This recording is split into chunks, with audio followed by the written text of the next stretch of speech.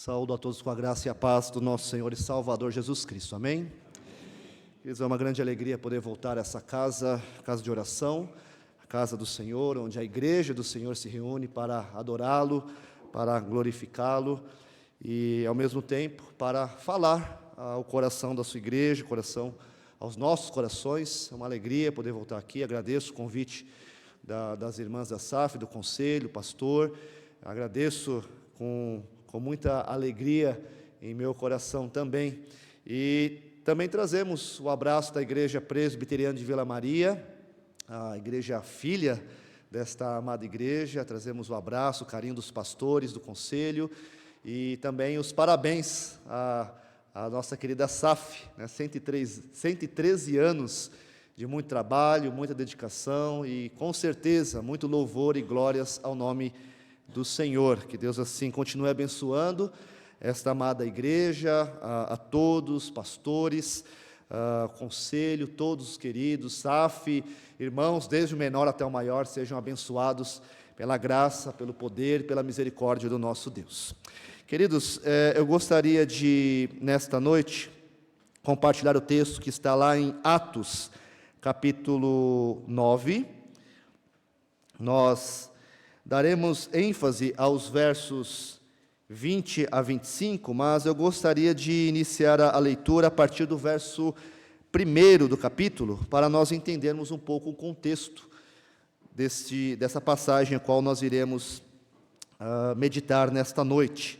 O foco estará nos versos 20 a 25, mas gostaria de iniciar a leitura a partir do primeiro versículo do capítulo 9. E diz assim a palavra de Deus: Saulo, respirando ainda ameaças e morte contra os discípulos do Senhor, dirigiu-se ao sumo sacerdote e lhe pediu cartas para as sinagogas de Damasco, a fim de que, caso achasse alguns que eram do caminho, tanto homens como mulheres, os levasse presos para Jerusalém. Enquanto seguia pelo caminho, ao aproximar-se de Damasco, subitamente uma luz do céu brilhou ao seu redor. Ele caiu por terra e ouviu uma voz que lhe dizia: Saulo, Saulo, por que você me persegue? Ele perguntou: Senhor, quem és tu? E a resposta foi: Eu sou Jesus, a quem você persegue. Mas levante-se e entre na cidade, onde lhe dirão o que você deve fazer. Os homens que viajavam com Saulo pararam emudecidos, ouvindo a voz, mas não vendo ninguém. Então Saulo se levantou do chão e, abrindo os olhos, nada podia ver. E, guiando-o pela mão, levaram-no para Damasco. Esteve 3 dias sem ver, durante os quais nada comeu nem bebeu. Havia em Damasco um discípulo chamado Ananias. O Senhor lhe apareceu numa visão e disse: Ananias. Ao que ele respondeu: Eis-me aqui, Senhor. Então o Senhor lhe disse: Levante-se e vá à rua que se chama Direita, e na casa de Judas procure um homem de Tarso chamado Saulo.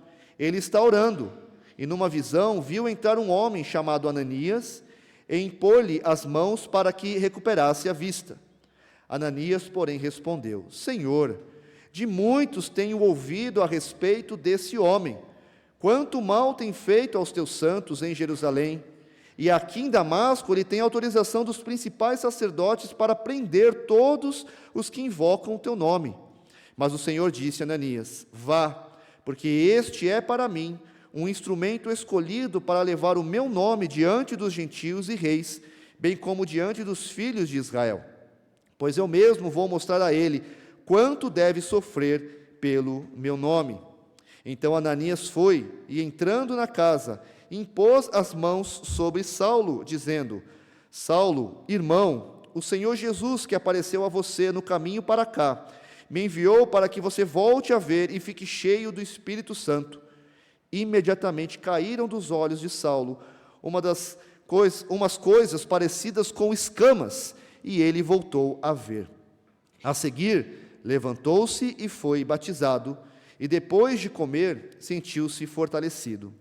Saulo permaneceu alguns dias com os discípulos em Damasco, e logo nas sinagogas proclamava Jesus, afirmando que ele é o Filho de Deus. Todos os que ouviam Saulo estavam atônitos e diziam: não é este o que exterminava em Jerusalém os que invocam o nome de Jesus e veio para cá precisamente para prender e levá-los aos principais sacerdotes? Saulo, porém, mais e mais se fortalecia e confundia os judeus que moravam em Damasco, demonstrando que Jesus é o Cristo. Decorridos muitos dias, os judeus resolveram matar Saulo, mas ele ficou sabendo do plano deles. Dia e noite guardavam também os portões da cidade para o matar, mas os discípulos de Saulo tomaram-no de noite e, colocando-o num cesto, desceram-no pela muralha. Vamos orar? Pai Santo, mais uma vez nós pedimos a tua iluminação. Nós, ó Deus, que tanto carecemos do Teu Santo Espírito, tanto carecemos, ó Deus, do entendimento puro, verdadeiro, santo do Senhor, para que a palavra do Senhor, ela de fato cumpra com os seus propósitos em nossos corações. E tudo isso pelo poder do Teu Santo Espírito, tudo isso, ó Deus, pelo poder do Senhor em nós, a trabalhar em nossos corações. Por isso pedimos, ó Deus, que a Tua palavra mais uma vez cumpra com os propósitos, que ela seja viva, ó Deus, e eficaz em nossos corações, que ela produza os frutos, ó Deus, de arrependimento, frutos, ó Deus, de vida eterna, frutos, ó Deus, que de fato mostram, revelam, ó Deus, que pertencemos ao Senhor, fomos resgatados pelo Senhor. Ajuda-nos, ó Deus, no entendimento e a vivermos essas palavras para que o Teu santo nome assim seja glorificado e exaltado. Aplica, ó Deus, em nossos corações. Assim nós oramos no nome santo de Jesus. Amém. Irmãos, as palavras de Jesus em Mateus capítulo 7, do verso 15 ao verso 23, são muito claras, quando ele fala a respeito das árvores, quando ele fala a respeito dos frutos. Pelos frutos identificamos as árvores. Impossível encontrarmos uvas em espinheiros ou figos nos abrolhos. Toda árvore boa produz frutos bons. Ao contrário, árvores más produzem maus frutos. E o texto deixa bem claro isso: pelos frutos conheceremos as plantas, as árvores. E nessa analogia, queridos, nessa palavra de Jesus, tão importante, nós podemos então afirmar, nós podemos de fato comprovar que existe sim uma genuína e uma falsa conversão. Sim, existem essas duas possibilidades, uma mais triste, uma falsa, uma mentirosa, uma da boca para fora, mas existe aquela genuína, do coração, verdadeira, aquela produzida pelo Senhor. É certo que nós não podemos sondar o coração dos crentes, nós não podemos sondar o coração uns dos outros, e aqui perscrutar aqui no mais íntimo do ser, aqui para ver quem é e quem não é. Nós não conseguimos fazer isso. Deus sim o pode fazer lá no fundo do nosso coração, se realmente há um compromisso genuíno, ou se é uma simples profissão de fé, apenas da casca, apenas na superfície, ou como já ouvimos, de um crente nominal. Bom, Saulo, que também é conhecido como Paulo, foi um homem que teve um encontro real e transformador com o Senhor Jesus Cristo. E logo, após a conversão do seu coração, manifestou alguns desses frutos, frutos de uma genuína conversão, frutos de um encontro real com Jesus. Os anos se passaram, 113 anos de SAF, muitos anos para esta igreja, formada e firmada aqui neste bairro. Muitas pessoas vieram, muitas pessoas já passaram por aqui, e outras permanecem aqui. E o que nos sustenta não é a história, não são as paredes, não são as nossas obras, ou aquilo que nós conquistamos até aqui, mas aquilo que o Senhor tem realizado em nossos corações. E aquilo que o Senhor tem realizado nos nossos corações, precisa de fato ser manifestado, mas não apenas da casca, não apenas na superfície, mas num genuíno coração transformado pelo Senhor Jesus. E então nós manifestamos durante a história, durante os anos, durante todos os dias das nossas vidas, manifestamos esses frutos de uma genuína, verdadeira conversão. Então o tema de hoje é justamente isso: os frutos, ou alguns dos frutos, de uma verdadeira conversão. Como nós acabamos de ler aqui, antes da conversão, ou um pouco a respeito dessa verdadeira conversão de Paulo, antes dela, Paulo era uma árvore má. E o texto diz, a palavra de Deus afirma que ele maltratava, ele perseguia, ele insultava a Cristo Jesus. E ele consentiu, o texto mesmo diz anteriormente, alguns capítulos a respeito do testemunho de Paulo, é que ele consentiu com a morte de Estevão, e à força ele levava homens e mulheres para a prisão. Ameaças e palavras de destruição eram como algo natural, como a respiração, e o texto que nós acabamos de ler diz isso, que ele respirava morte, ele respirava perseguição, ele respirava destruição, como se fosse algo natural, como se fosse algo essencial para a sua vida. O propósito do seu coração era perseguir, destruir aqueles que eram do caminho. E como nós vimos no texto, tudo mudou naquele dia, quando ele a caminho de Damasco, quando ele menos esperava, quando ele estava ali caminhando para Damasco, uma luz veio ao seu encontro, subitamente, inesperadamente, e clamou pelo seu nome, chamou pelo seu nome: Saulo, Saulo, por que tu me persegues? Quem és tu, Senhor? Não o conheço. Quem és tu? Eu sou Jesus a quem tu persegues. Ele então levanta, naquele momento, está cego, ele entra numa casa e fica ali durante 3 dias. Ananias então é convocado por Deus, por Jesus, para ir até Paulo, e Jesus mesmo diz que aquele homem, Paulo, era como um instrumento escolhido para levar o seu nome perante gentios e reis, bem como perante os filhos de Israel, e acrescentou: pois eu lhe mostrarei quanto importa sofrer pelo meu nome. A verdadeira conversão, então, inicia neste encontro. Não que nós tenhamos procurado Jesus. Nós mesmos não temos condições alguma. Nós mesmos não temos condições de oferecer uma oferta, um trabalho, um esforço, uma dedicação. Nós não temos condições de conduzir a igreja do Senhor, ou uma instituição, ou uma sociedade, 113 anos, pelos nossos próprios esforços. É necessário este encontro. É necessário essa transformação verdadeira, genuína nos corações. E é isso que aconteceu com Paulo naquele dia. Não que Paulo tenha procurado o Senhor, mas o Senhor foi ao encontro de Paulo naquele dia em que ele menos esperava. E assim, neste encontro, nessa transformação, ele pôde manifestar os bons frutos, alguns frutos dessa verdadeira conversão. E o primeiro fruto, então, apresentado aqui no texto, é a pregação do Evangelho. O texto, no verso 20, diz assim, Atos 9, verso 20. Diz assim: e logo nas sinagogas proclamava Jesus, afirmando que ele é o Filho de Deus.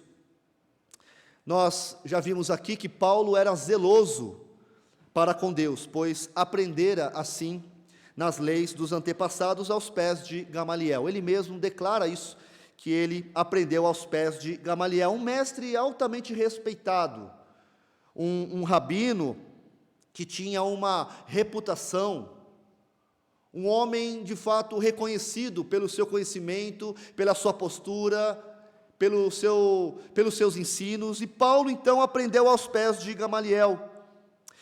Kistemaker, um dos comentaristas bíblicos, falando a respeito da história, ele afirma que os rabinos, após a morte de Gamaliel, costumavam dizer, abre aspas, depois que Rabban Gamaliel, o presbítero, faleceu, o respeito pela Torá acabou e a pureza e a abstinência morreram juntos. Este era Gamaliel, este foi o tutor, foi o mestre de Paulo, este homem que perseguiu a igreja.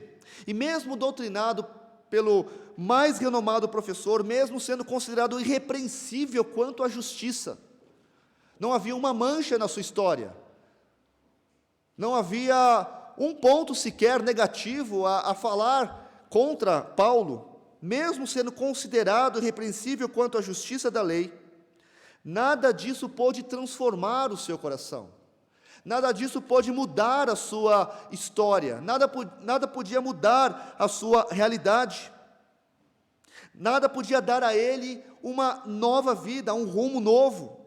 Tudo o que ele era e possuía, quando teve o encontro com Jesus, ele então declara como nada. Tudo isso que ele adquiriu, toda a sua reputação, os seus títulos, a sua linhagem, tudo isso, diante do conhecimento do Evangelho, diante do conhecimento de Jesus, ele considerou então como refúgio.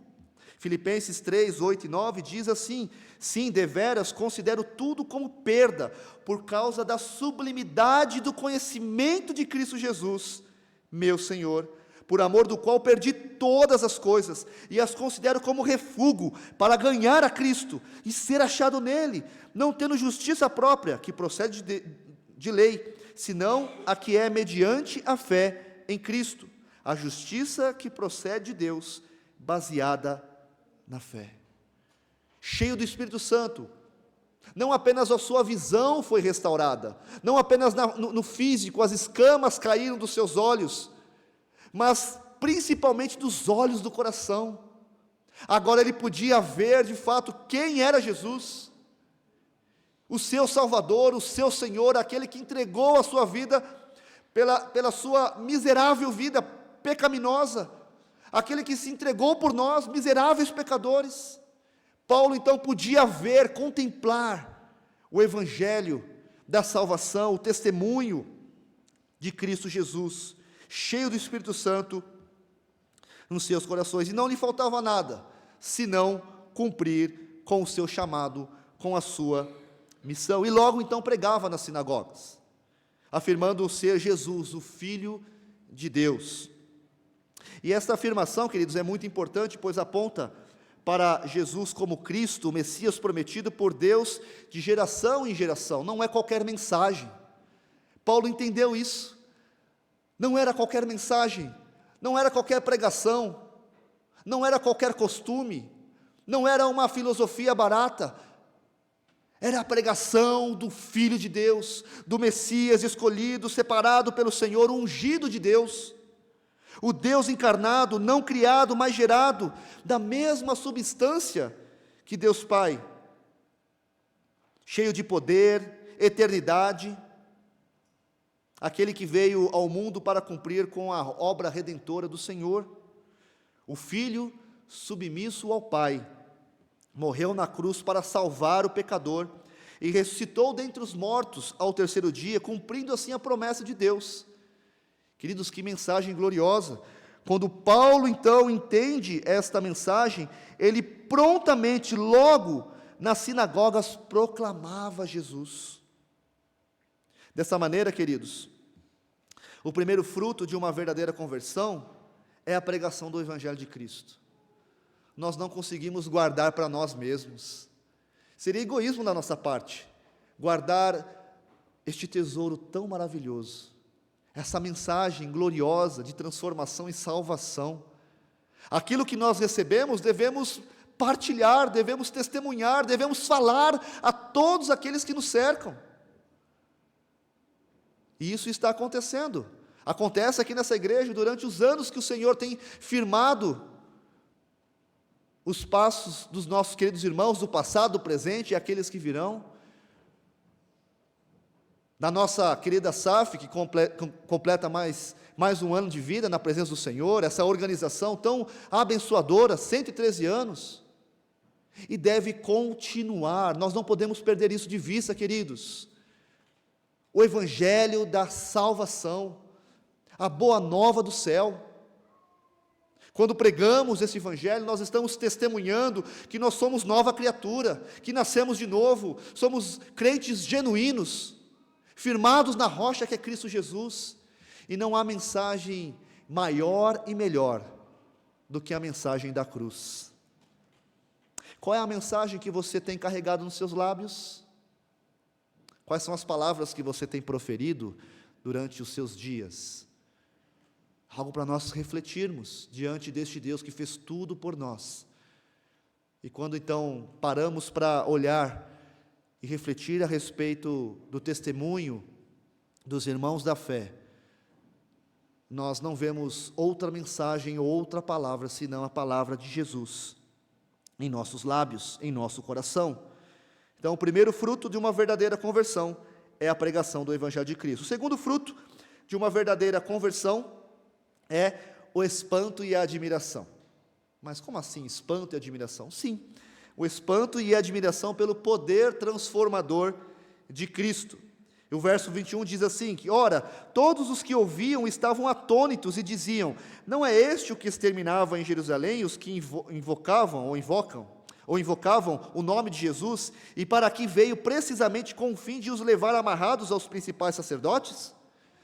A fama negativa de Paulo se espalhara por toda aquela região, era muito grande, entre as autoridades religiosas, entre os judeus, entre os cristãos.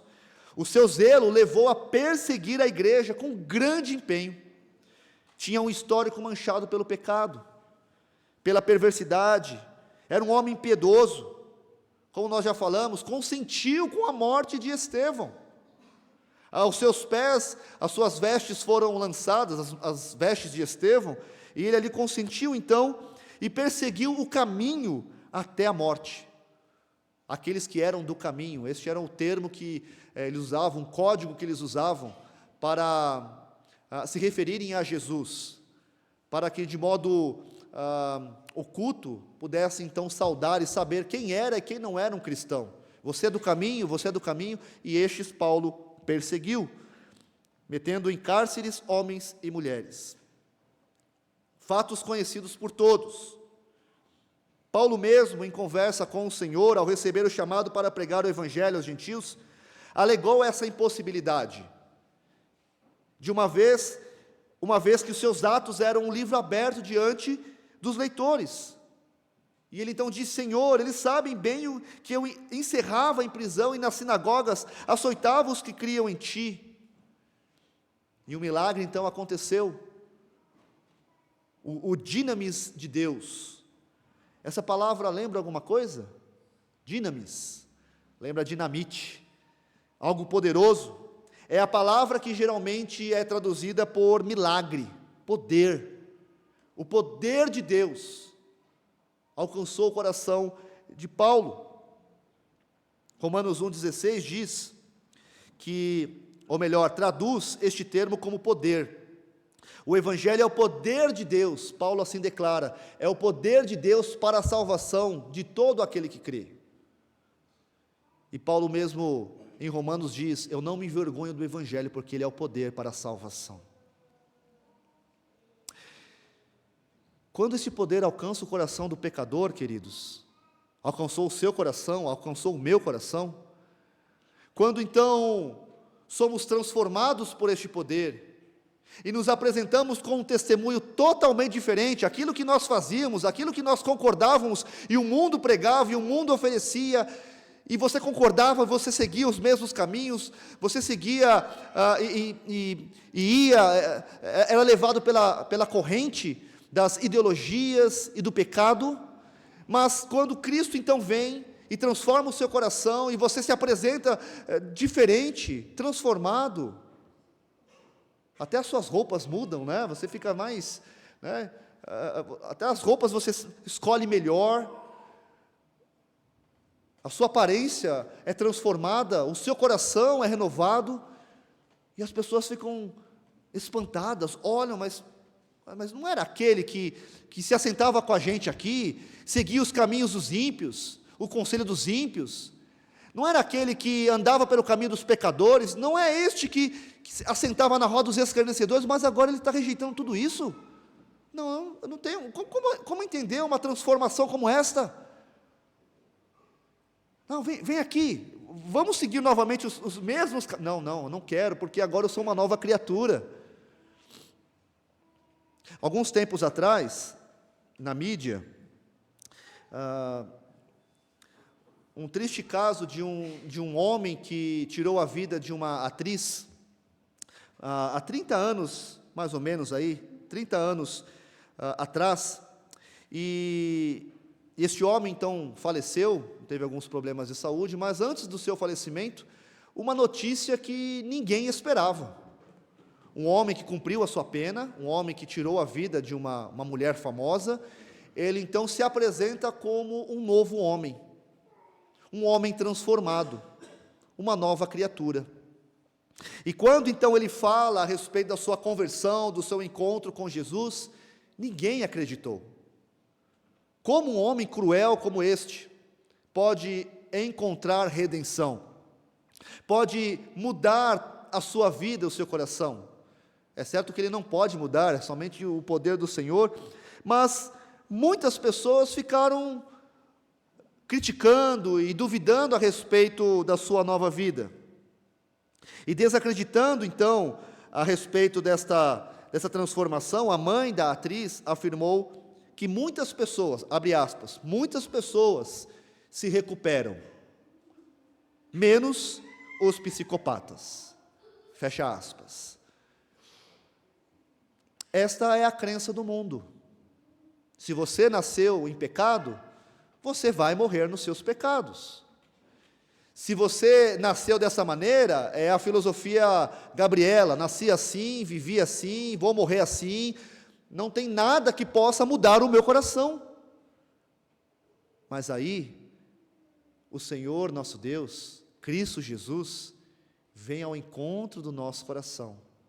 E aquilo que era impossível, se torna possível, porque o nosso Deus é poderoso, e Ele transforma, assim, os corações. O que fez Cristo para olhar para nós, por nós, e para o nosso coração, com graça, piedade e misericórdia? Quem somos nós? E se nós pararmos para pensar, somos verdadeiros milagres do Senhor. Não porque nós merecemos, mas porque o Senhor olhou com graça para nós. O Senhor nos resgatou do império das trevas, nos transportou para o reino do Filho do seu amor. Ele veio ao nosso encontro, quando nós menos esperávamos. Ele decidiu vir até nós. Ele desceu, se fez servo, como um de nós, se humilhou,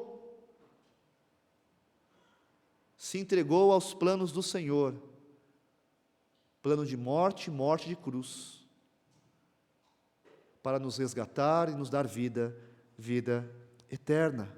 E isso espanta as pessoas, isso causa admiração, porque aquilo que nós éramos, não somos mais. E a palavra então, ou a pergunta que fazemos é: a sua conversão causa admiração e espanto às pessoas que te cercam? Ou você é visto como mais um, nesses 113 anos de SAF? Como que está o desenvolvimento da salvação? Que nós possamos pensar e refletir a respeito dessa verdade também. Se somos verdadeiros crentes, de fato o nosso testemunho irá falar, como tem falado, através dessa igreja, através desta SAF. O terceiro fruto de uma verdadeira conversão é a força, é o poder, é o sustento do Senhor, a força que vem do Senhor. Verso 22 diz: Saulo, porém, mais e mais se fortalecia e confundia os judeus que moravam em Damasco, demonstrando que Jesus é o Cristo. Paulo então revela em sua conversão o desejo de servir ao Senhor com todo o coração. Quando então olhamos para a nossa igreja, quando nós olhamos para a nossa sociedade, quando nós olhamos para a nossa vida, o nosso desejo, a nossa atitude não será o comodismo. Já alcancei, né? Ou Deus já me alcançou e agora já estou de uma vez por todas garantido, agora eu vou descansar. Não, não é assim não. Nós vamos trabalhar, nós vamos crescer, e a exortação da palavra de Deus é que cresçamos na graça e no conhecimento de Cristo, é que desenvolvamos a nossa salvação com temor e tremor, na certeza de que o Senhor efetua em nós o seu querer e o efetuar, segundo o seu querer, segundo a sua boa vontade, segundo o seu poder.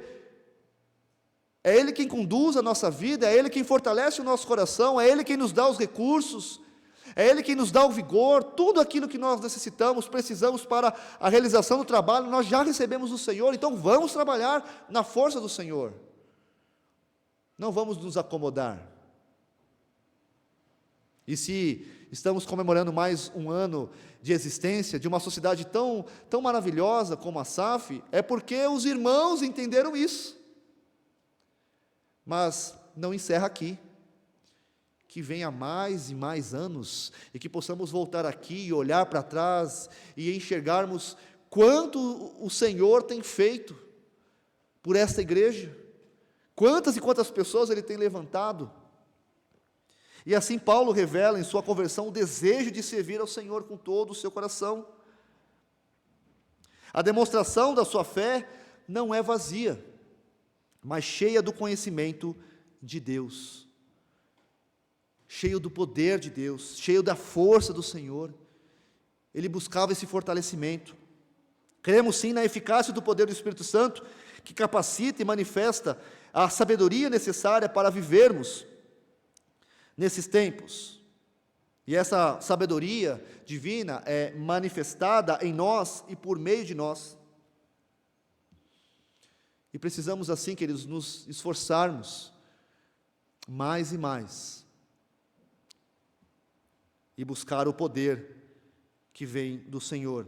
E este esforço e essa dedicação não era de Paulo, como também não é nossa. Quando olhamos para o Novo Testamento, essa palavra, né, o se fortalecer, essa palavra é usada para indicar que os crentes são fortes na força de Deus. Quando nós olhamos para o termo no original, dá essa ideia. Não é uma força que vem de mim mesmo, de nós mesmos, mas uma força que vem do Senhor. Quando diz Paulo se fortalecia, é como se Paulo era fortalecido pelo Senhor. A força vem de Deus. Fortes na graça do Senhor, fortalecidos para o serviço do Senhor, fortalecidos na fé através da determinação de crer nas promessas de Deus, assim como Abraão, que esperando contra a esperança, foi fortalecido pela fé nas promessas do Senhor. Na verdadeira conversão, quem sustenta os nossos corações e fortalece para a vida cristã é Deus. Queridos, e é nessa dependência que nós caminhamos. 113, 114, 115, 120, 150... tantos e tantos anos que o Senhor já reservou para nós, até o dia em que Ele voltar, e espera encontrar a sua igreja, os seus servos, bons e fiéis. Deus tem fortalecido o seu coração mediante a sua palavra, ou toda a força que Ele tem nos dado estão sendo desperdiçadas? Ao ser fortalecido, você tem se empenhado no crescimento na graça do Senhor? Ou será que a força que você tem recebido tem sido usada para pecados, para se voltar contra o Senhor, para buscar os seus próprios sonhos, os seus próprios caminhos? Cresçamos na graça e no conhecimento de Cristo. O quarto fruto, queridos, de uma verdadeira conversão é a certeza do cuidado do Senhor. E o texto do verso 23 ao verso 25 diz: Decorridos muitos dias, os judeus deliberaram entre si tirar-lhe a vida. Porém, o plano deles chegou ao conhecimento de Saulo. Dia e noite guardavam também as portas para o matarem, mas os seus discípulos tomaram-no de noite e, colocando-o num cesto, desceram-no pela muralha. Em todos os nossos dias, até aqui, em todos os anos que o Senhor já nos concedeu, como igreja, como sociedade, ministérios, todo esse tempo, quantas lutas nós enfrentamos, quantas lutas Paulo enfrentou, e Jesus mesmo disse aos seus discípulos: no mundo tereis aflições, tende bom ânimo, mas tende bom ânimo, eu venci o mundo. Paulo foi chamado por Cristo para ser instrumento em suas mãos, e quando lá, ao falar para Ananias visitá-lo e orar por ele, Jesus então disse: importa então que eu lhe mostre que ele deve sofrer pelo meu nome, deve sofrer por causa do Evangelho. E nós sofremos, queridos, todos nós sofremos. Paulo sofreu as mais terríveis lutas,